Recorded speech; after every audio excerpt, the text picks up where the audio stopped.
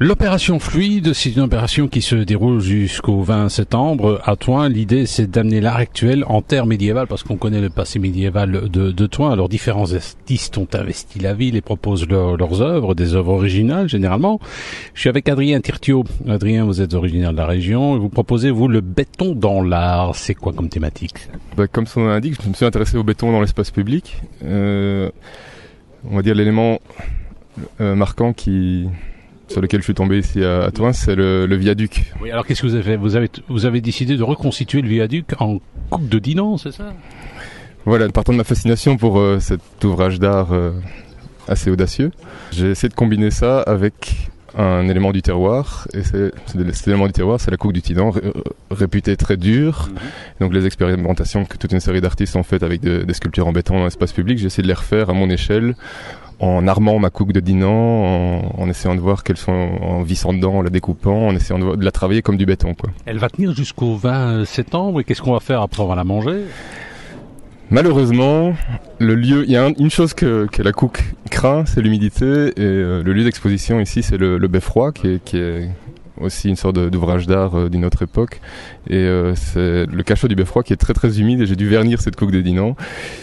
Ce qui fait qu'elle devient difficile à déguster, quoi. Mais c'est ce que font les Dinantais aussi, hein, pour garder leur cook et la faire tenir quelques années, ils la vernissent. Eh bien, ça va, c'est donc à découvrir ici au Beffroi de Thoin. Merci, Adrien. Aujourd'hui, nous parlons de l'opération Fluide. Fluide, c'est à Thoin. L'idée, c'est d'amener l'art contemporain sur une cité médiévale. Il y a différents artistes, notamment beaucoup d'artistes de la région. Je suis avec Jérôme Considérant. Jérôme Considérant, dont on découvre souvent les œuvres au BPS 22. Alors, Jérôme, vous, où exposez-vous et qu'exposez-vous? Donc, je suis, mon œuvre est placée dans les vignes. Donc, si je ne me trompe pas, c'est en plein sud.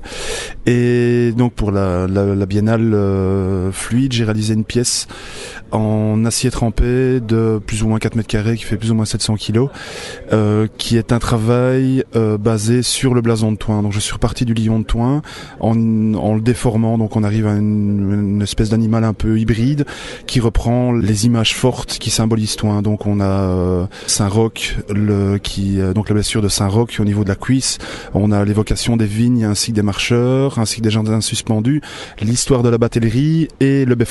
Oui. C'est inspirant une cité médiévale comme toi? Oui. Moi je travaille énormément donc sur les pictogrammes et je suis un grand consommateur justement de tout ce qui est histoire moyenâgeuse, donc pouvoir travailler, mixer les deux justement, c'est très très ludique. Alors, vous avez appelé cette œuvre Silverado? Oui, exactement. Pourquoi ce nom? Ça c'est très simple. En fait, je donne toujours le nom, je nomme mes œuvres en fonction du morceau que j'écoute au moment où je le finalise. Et là en l'occurrence le morceau que j'écoutais était Silverado, qui est un morceau de hip-hop d'un rappeur new-yorkais, donc ça tombait bien. Je veux dire, ce sont toujours d'heureux hasards. Heureusement que vous n'écoutiez pas le petit vin blanc, hein. Oui, mais ça, j'écoute rarement ce genre de choses quand je travaille. Fluide, c'est une belle opération menée à Thoin jusqu'au 20 septembre. L'idée, c'est d'amener l'art actuel dans une cité médiévale comme Thoin.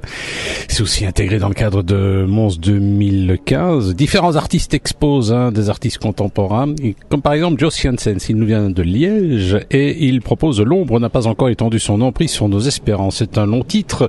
Où exposez-vous et pourquoi ce titre, Joss? En fait, c'est quand je suis arrivé l'année dernière pour la première fois à Thoin. Je ne connaissais pas cette ville et donc j'ai passé quelques jours ici.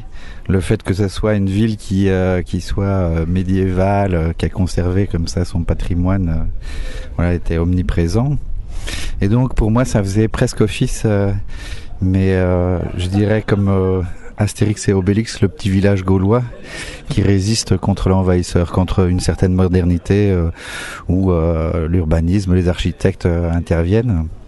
Et donc cette phrase je l'ai écrite en fonction de mes sentiments vis-à-vis de Thoin, et donc évidemment de le placer sur le rempart nord me paraissait l'endroit tout à fait adéquat. Et concrètement, qu'est-ce qu'elle représente cette œuvre? Qu'est-ce qu'elle représente?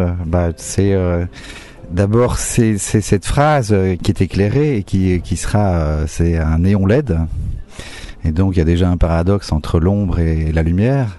Donc mettre de la lumière sur quelque chose qui est derrière ou sous-entendu.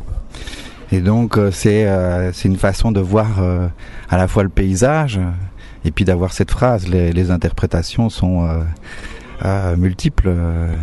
Et ça, je laisse chacun l'entendre comme il veut, quoi. Aujourd'hui, nous parlons de l'opération Fluide. C'est une exposition en plein air. Hein. C'est de l'art actuel qui investit Troyes, une cité médiévale. C'est assez curieux. Il y a plein d'œuvres, au total 18. Et parmi les artistes présents qui proposent leur œuvre, Stéphane V, un Carolo pure souche. Il propose Migration temporaire. Alors, c'est où et qu'est-ce que ça représente ? C'est sur un lieu qui s'appelle le Spantol. C'est une ancienne école communale, je pense, puis qui s'est transformée en académie de musique. Maintenant, c'est la Maison des Jeunes. En fait, c'est une migration de pigeons, comme vous pouvez le voir. Et ça parle de poésie urbaine. Si vous voulez, j'avais commencé à travailler sur tout ce qui est parasite dans nos villes. Et les pigeons en faisaient partie. Ils vivent avec nous, mais ce sont des parasites. Et certaines communes utilisent des moyens assez bizarroïdes, des fois pour les éliminer. Et donc, moi, je venais en rajouter, tout simplement. Bon, là, les gens... Vous en rajouter, c'est-à-dire, alors, on voit en fait très très concrètement des pigeons. Vous avez conçu des pigeons qui sont accrochés au mur, c'est ça ? Oui, oui, et c'est assez rigolo parce que, la population aux alentours se l'est déjà appropriée. Chaque fois, ils rigolent avec ça. Est-ce qu'il va y avoir de la merde ou est-ce que ça va faire... Ils sont assez réalistes, vos pigeons. Il y a combien de pigeons, de 50 à peu près ? 126. Ah oui, c'est énorme. Ça pèse, le tout, oui, pèse 330 kilos, donc c'est La façade est assez solide pour les soutenir ? C'est ce que j'ai demandé à la ville, ils m'ont dit que oui. Ouais. Donc je pense que oui, mais comme c'est réparti, oui, ça tiendra bien. Eh bien ça va, si vous voulez voir, vous venez à Troyes, il n'y a pas de problème. Ça vaut la peine d'être vu, Migration temporaire, c'est proposé par Stéphane V. Aujourd'hui, émission spéciale consacrée à Fluide. Fluide, une belle opération menée à Troyes, une opération qui consiste à amener l'art actuel dans une cité médiévale. Différents artistes proposent des œuvres.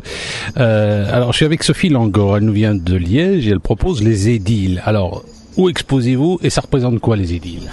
Alors, mon œuvre se trouve sur une des façades de l'église Notre-Dame d'Elvaux, dans la ville basse. Et en fait, j'ai créé quelque chose pour dialoguer avec un élément du patrimoine qui est déjà présent, c'est-à-dire les pierres parlantes. On les appelle comme ça. En fait, ce sont tous les autres murs de l'église sont garnis en fait de ces pierres médiévales, justement, qui sont des anciennes stèles funéraires qui viennent d'un cimetière et qui sont en partie effacées par le temps. Et donc mon travail, c'était de revoir aussi comment il y avait un passage entre cette époque, cet effacement et les images actuelles, et notamment sur ces pierres parlantes, on voit beaucoup de figures liées à la religion, évidemment, beaucoup de figures de saints. Donc je me suis un petit peu amusée, je me suis renseignée sur les saints qui étaient importants ici dans la ville. Il y a Saint-Roch, Sainte-Barbe, aussi Saint-Éloi. Je me suis dit, tiens, si ces saints sous lesquels à qui on demande protection, en fait, étaient maintenant au niveau de la politique, est-ce qu'ils auraient un programme ou des choses comme ça? Donc on voit un côté humaniste comme ça. Concrètement, mon travail, ce sont des plaques émaillées qui sont posées sur le mur de la façade et qui évoquent tout à fait des panneaux d'affichage public à l'abandon. Donc sera lu comme si on avait fait une campagne électorale et puis que le temps était passé dessus. Donc il y a un rapport avec le passé, le temps qui passe, aussi la disparition peut-être du religieux, du politique. Qu'est-ce qui reste du politique, avec une référence aussi à des éléments du réel qui sont pris tels quels, les décollagistes des années 60 et quel est le pouvoir encore de transformation du réel par le politique aujourd'hui. Alors vous m'expliquez que ce sont des plaques émaillées. Alors petite question, l'émaillerie autrefois c'était une industrie, maintenant c'est devenu un art. Donc oui, voilà, j'ai travaillé avec l'émaillerie belge, qui était une dernière grande maison en Belgique, qui travaille encore toujours pour tout ce qui est signalétique, publicité, mais beaucoup moins évidemment, sûrement de la publicité de luxe, et qui ont toute une part de travail pour les artistes, en fait, où ils créent des pièces uniques avec des techniques assez impressionnantes de sérigraphie. Et ici, vraiment, on a réussi. Il y a une espèce de rendu comme ça de la sérigraphie. Je joue un peu sur le fait qu'on ne sache plus trop si est-ce que c'est de la pierre, est-ce que c'est de l'aluminium, est-ce que c'est de la fiche. Donc il y a un effet tout à fait trompe-l'œil qui est rendu par l'émaillerie, et la plaque émaillée évidemment est pérenne. Dans mon travail, j'ai vraiment voulu jouer sur le caractère pérenne de l'œuvre en imaginant un petit peu, en anticipant un peu son délabrement finalement. Et alors je vois aussi sur la permanence, qu'est-ce qui reste dans la croyance, dans les images, qu'est-ce qu'on charge encore aujourd'hui comme image.